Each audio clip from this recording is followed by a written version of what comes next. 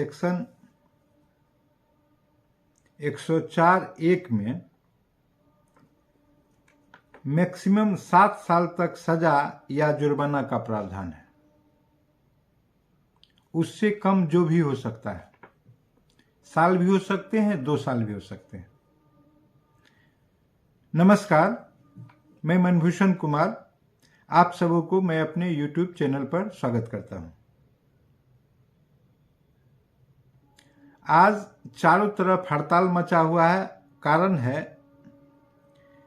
भारत सरकार ने भारतीय न्याय संहिता ले आया है। पुराने आईपीसी को बदल दिया गया है और उसमें थोड़ा संशोधन करते हुए नए तरीके से प्रस्तुत किया गया है।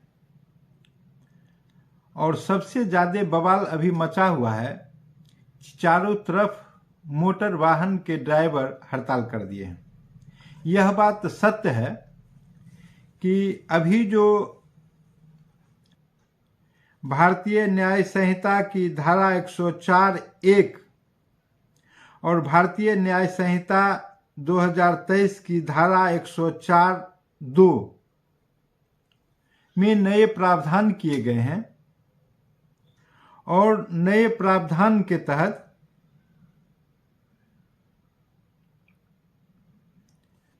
सजा का व्यवस्था किया गया है।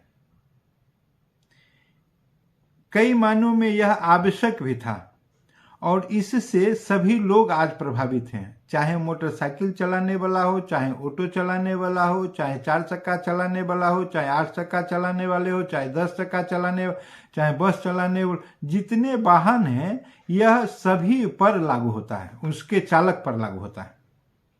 जो ड्राइवर होंगे, जो उसके चलाने वाले होंगे, जो किसी भी गाड़ी के चालक होंगे, वह इस नियम के अधीन आएंगे। अब उससे पहले हम यह बताने का काम करें कि आखिरकार इससे पहले कौन कौन सा नियम था जिसके अधीन चालक को सजा दिया जाता था। तो सबसे पहले मोटर वाहन अधिनियम जो था, तो वो मोटर वाहन अधिनियम की धारा 183 में था कि तेज वाहन चलाना। तो मोटर वाहन की धारा 183 में अगर कोई व्यक्ति तेज वाहन चलाता है तो उसके लिए 400 से 1000 रुपये का मात्र जुर्माना था। दूसरा है मोटर वाहन अधिनियम का धारा 184। यह कहता है खतरनाक ड्राइविंग। जो लोग खतरनाक तरीके से ड्राइविंग करेंगे उसके लिए था 2 साल का जेल मैक्सिमम, उससे कम होना, उससे अधिक नहीं हो सकता है, और 2000 रुपये तक का जुर्माना या दोनों हो सकता है। फिर मोटर वाहन अधिनियम का धारा 185 कहता है कि शराब पीकर ड्राइव करना। जो व्यक्ति नशे के हालत में गाड़ी चलाएंगे उन्हें 6 माह का जेल और 2000 रुपया जुर्माना या दोनों से दंडित किया जाएगा। यह मोटर वाहन अधिनियम के तहत प्रावधान है। अब देखिए दूसरा प्रावधान जो था वह भारतीय दंड संहिता के अधीन था, आईपीसी। तो भारतीय दंड संहिता के अधीन जो था वो था 279, लापरवाही से वाहन चलाना। तो लापरवाही से वाहन चलाने में 3 माह और 1000 रुपया का जुर्माना या दोनों से। उनको मैक्सिमम 3 माह तक का सजा, 1 माह भी हो सकता, 10 दिन भी हो सकता, और 1000 रुपया मैक्सिमम जुर्माना होना था या दोनों से दंडित किया जाना था। अब देखिए दूसरा सेक्शन था, वो था 304(a) आईपीसी। वह है लापरवाही के कारण मौत। अगर कोई ड्राइवर लापरवाही से गाड़ी चलाता है और दूसरे का उससे मौत हो जाता है तो उसमें अधिकतम सजा 2 वर्ष की थी।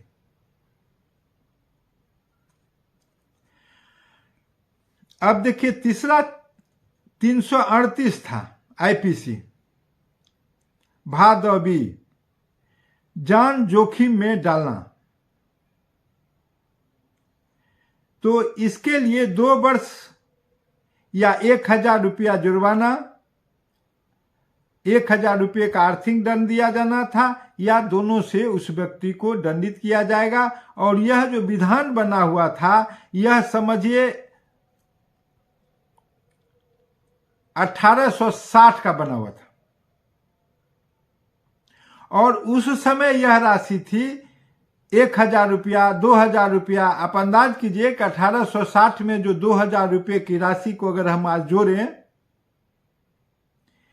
1,000 रुपये की राशि को 1860 का अगर आज हम जोड़ें तो करोड़ में हो जाएगा, ज्यादा हो जाएगा। चूंकि यह बहुत लंबे अवधि से जो प्रावधान था उतना ही रह गया था, इसमें सुधार नहीं हुआ था, इसलिए इसमें सुधार की नितांत आवश्यकता थी। दूसरी बात, 1860 में जब यह विधान बनाया गया था तो उसका व्यवस्था यह था कि उस समय गाड़ी बहुत कम थे, इक्के दुक्के कहीं गाड़ी थे, रोड बिल्कुल खाली था, असावधानी की संभावना बहुत ही कम थी, और अंग्रेज ने अपने पक्ष में बनाया था कि अगर कोई प्रकार का घटना हो भी जाए तो उसको दंड कम से कम मिल सके, उनके लोगों को दंड कम से कम मिल सके। लेकिन आज भारत आजाद हो चुका है, भारत एक लोकतांत्रिक देश है, इसमें सबों को मानवाधिकार का अधिकार भारत के संविधान के भाग 3 में मिला हुआ है, इसीलिए सबों को इक्वल राइट है, बराबर का। तो इसमें सरकार ने किया यह कि अभी कानून लागू नहीं हुए हैं, हड़ताल पहले हो गए हैं, यह निश्चित रूप से है कि इस कानून को, जो भारतीय न्याय संहिता है, इसको लोकसभा पारित कर दिया, राज्यसभा पारित कर दिया, और महामहिम राष्ट्रपति जो है उनका हस्ताक्षर हो गया है। भारत सरकार की ओर से इसे गजट में प्रकाशित करना है और नोटिफिकेशन निकलना है।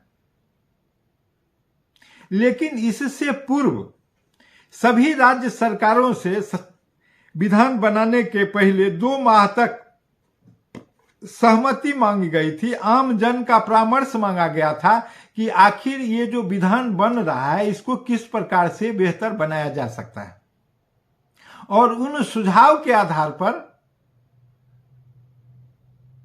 संशोधित और संवर्धित किया गया है। लेकिन सभी जो चालक हैं, चाहे निजी वाहन के चालक हों, चाहे स्वयं मालिक हों, चाहे बड़े बड़े ट्रक के ड्राइवर हों, उनको नियम को समझना नितांत आवश्यक है। अब नियम क्या है यह पहले समझ लीजिए। तो भारतीय न्याय संहिता जो है उसका 104(1) के अनुसार एक व्यक्ति जो किसी अन्य व्यक्ति की मृत्यु का कारण बनता है, जो कि लापरवाही या लापरवाही के माध्यम से लापरवाही से नहीं होता है, उसे 7 साल तक कारावास या जुर्माना से दंडित किया जाएगा। अर्थात तो इसमें देखिए कि मैक्सिमम सजा जो किया गया है वह है आपको 7 साल, वो अंतिम सजा है। इसमें 6 माह भी हो सकते हैं, 1 वर्ष भी हो सकते हैं, 2 वर्ष भी हो सकते हैं। यह नहीं दिया कि न्यूनतम 2 वर्ष होगा या न्यूनतम 3 वर्ष होगा या न्यूनतम 1 महीना होगा या 4 महीना होगा या 1 वर्ष होगा, लेकिन मैक्सिमम सजा निश्चित रूप से बताया गया है कि ऐसी घटना में मैक्सिमम सजा 7 साल तक हो सकते हैं, उससे अधिक नहीं होंगे किसी भी हालत में। यह मैक्सिमम है और जुर्माना से दंडित किए जाएंगे। अभी बहुत हल्ला हो रहा है कितना रुपया का दंड दिया गया, लेकिन कानून के पढ़ने से यह पता चलता है कि दंड को अभी ओपन नहीं किया गया है, वह न्यायालय पर विचार है कि न्यायालय उसको कितना राशि से दंडित करती है।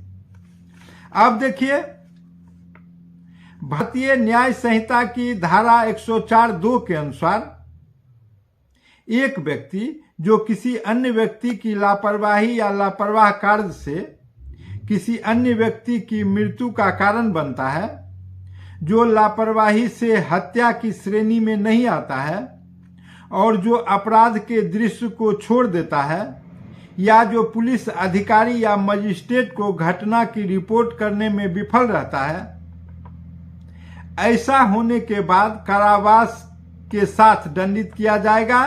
किसी भी प्रकार की सजा 10 साल तक हो सकती है और जुर्माना उसको दिया जाएगा, वो जुर्माना से दंडित किए जाएंगे।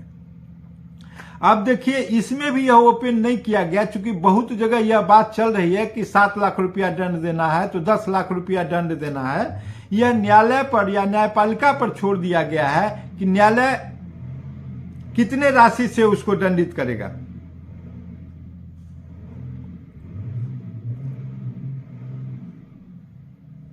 और इस प्रकार से आप देखेंगे तो इसमें यह सजा या यह 104 क्लॉज 2 जो है सेक्शन तब लागू होता है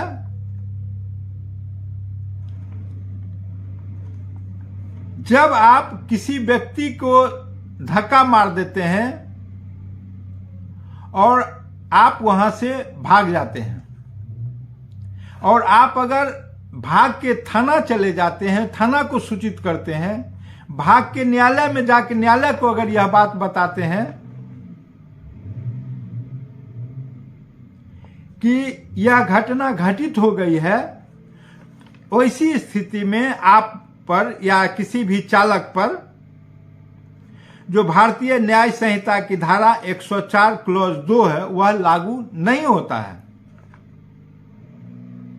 अगर आप थाना को जाकर सूचित कर देते हैं, न्यायपालिका में जाकर आप सूचित कर देते हैं, वैसी स्थिति में जो यह भारतीय न्याय संहिता 2023 की धारा 104 क्लॉज 2 आप पर लागू नहीं होता है या चालक पर लागू नहीं होता है। तब उस पर जो लागू होगा वह है भारतीय न्याय संहिता 2023 की धारा 104 का क्लॉज 1 है, जिसमें मैक्सिमम 7 साल तक का कारावास है और उसे जुर्माना से दंडित किया जाएगा। यह इसलिए स्थिति उत्पन्न हुई कि बीच बीच में बहुत सा घटना घटित होने लगा। लापरवाही का हद चालकों ने किया है। ठीक है, इसमें संशोधन होना चाहिए। पूरे भारत में इसका विरोध हो रहा है। विरोध करना भी एक प्रकार का सबों का हक है।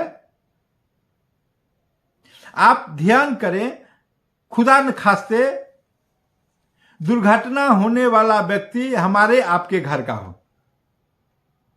वैसी स्थिति में चिंता करें। आप ध्यान करें, जब एक चालक जिला न्यायाधीश स्तर के अधिकारी को धनबाद में सुबह में मॉर्निंग वॉकिंग के क्रम में धक्का मार के भाग जाता है और उस जिला न्यायाधीश का मृत्यु घटना स्थल पर हो जाता है। आप ध्यान करें, जब किसी षड्यंत्र के तहत पुराने समय में हम ख्याल से बताएं, गोपालगंज में एक जिला अधिकारी पर गाड़ी चढ़ा दिया गया एक षड्यंत्र के तहत। इसको आप किस प्रकार चिन्हित करेंगे? इसलिए कि उस ड्राइवर को विधान के तहत कुछ नहीं होना है। समय बदल गया है, इसमें सुधार होनी चाहिए, लेकिन आप लोगों का भी सहमति उसमें समायोजित किया जाना चाहिए। सभी ड्राइवर, चूंकि सभी एक समाज के ही लोग हैं, हर व्यक्ति के पास एक गाड़ी है, और इसके साथ जो एक समस्या आई कि ड्राइवर का जो यह कहना है कि अगर हम घटना स्थल पर रुक जाएंगे तो हमारी हत्या हो जाएगी, तो आप अगर नहीं भी रुके तो जाके थाना को सूचित करें, जाके न्यायालय को सूचित करें। दूसरी बात, इसी कानून में भारतीय न्याय संहिता 2023 के सेक्शन 101 में यह प्रावधान किया गया है कि अगर कोई मॉब लिंचिंग करेगा, वैसी स्थिति में अगर आपको कोई मारता है या मार देता है तो उसको भी आजीवन कारावास होगा।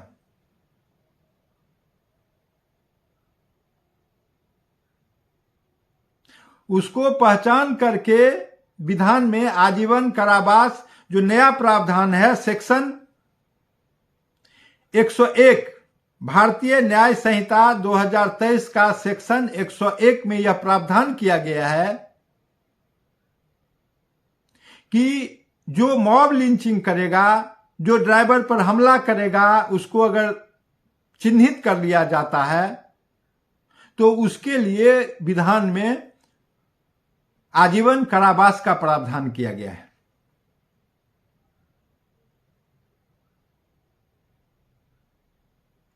और इसलिए आज के दिन में यह बात भी सत्य है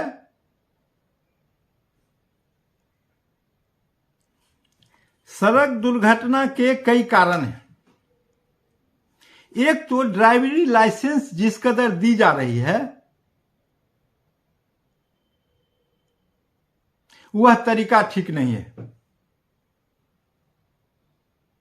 और इसके लिए सरकार ने जो नियम बनाए हैं उसमें एक प्रकार से भ्रष्ट तंत्र को जोड़ दिया है। बगैर बिचौलिया का एक भी ड्राइवरी लाइसेंस नहीं बनता है। कोई दो चार बन जाए लेकिन बहुत मुश्किल है। इसलिए ये व्यवस्था जो ड्राइवरी लाइसेंस बनाने का है उसको और लिबरलाइज करना चाहिए ताकि आम आदमी भी एक प्रकार से ढंग से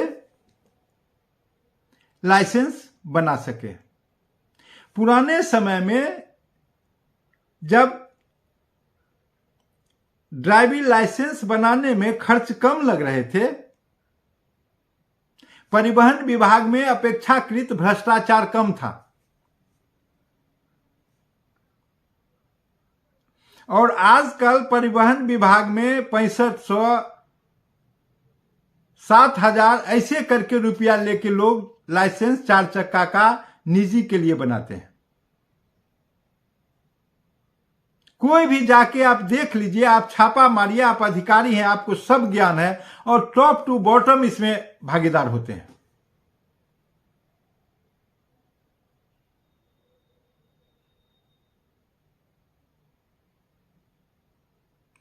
दूसरा, सड़क पर आवारा पशु का घूमना, जिस पर नगर निगम या संबंधित जो लोग हैं उसको रोक लगानी चाहिए।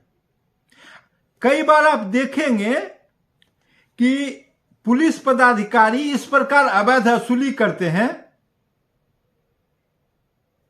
एक लंबी कतार लग जाती है, कोई इधर से छुप के भागना चाहता है, कोई उधर से छुप के भागना चाहता है। कई बार इस प्रकार से दुर्घटना हो जाती है।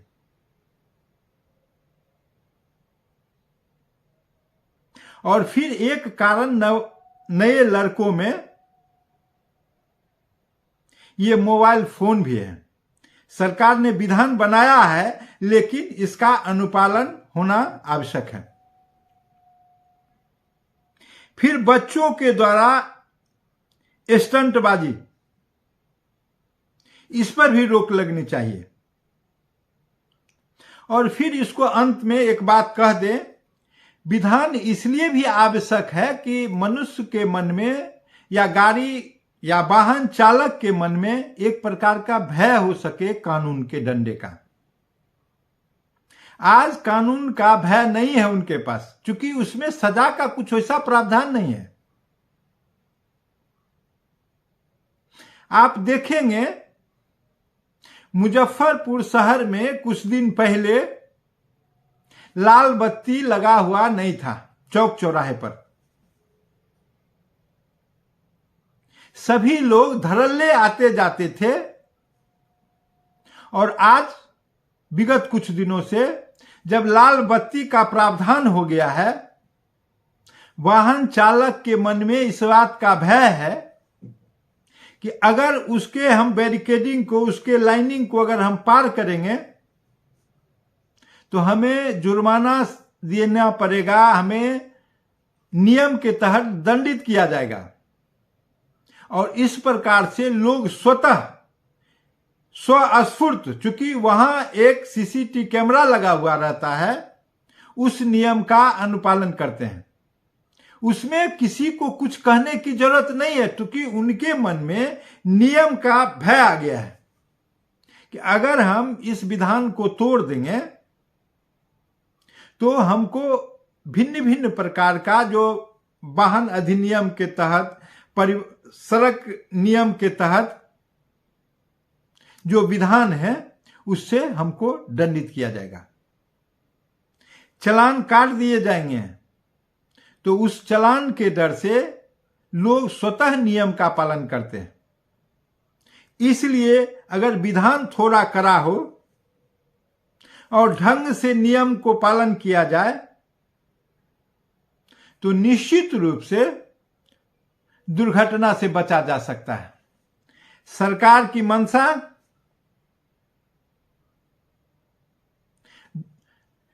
समाज को, व्यवस्था को, जनता को, मानव को दुर्घटना से बचाना है। सरकार को हम लोगों ने चुनकर वहां भेजा है अपने शुभचिंता के लिए। इसलिए इतनी भारी संख्या में जो दुर्घटना हो रहे हैं साल में, और उसमें लाखों लाख आदमी भारत में प्रतिवर्ष मर रहे हैं, तो इसकी जिम्मेदारी कोई लेने के लिए तैयार नहीं है। इसको किस प्रकार से रोका जाएगा, यह पूरे समाज की जिम्मेदारी है। और फिर एक बात और, जहां तक कुछ फाइन देने की बात आ रही है, हालांकि पेपर में, यूट्यूब पर अलग अलग लोग कह रहे हैं कि 7 लाख रुपया, 10 लाख, ऐसा प्रावधान नहीं है। आप लोग स्पष्ट हो जाइए। फाइन का प्रावधान है, लेकिन 7 लाख और 10 लाख कुछ ऐसा प्रावधान नहीं है। यह मनगढ़ंत प्रावधान है। फिर एक दूसरा विधान भी बता दें कि अगर कुछ इस प्रकार का आर्थिक दंड की बात होगी तो फिर उसके लिए भी अभी भी है, और फिर उसके सुधार की भी जरूरत होगी कि इंश्योरेंस लेना पड़ेगा। अगर गाड़ी के साथ इंश्योरेंस हो जाता है चालक का तो सो फार सो गुड, यह भी बहुत अच्छा है। और अगर ऐसी संभावना बनती है कि इस कानून के बाद कोई अलग से इंश्योरेंस लेने की जरूरत पड़ेगी तो सभी वाहन चालकों को ऐसा इंश्योरेंस लेना चाहिए,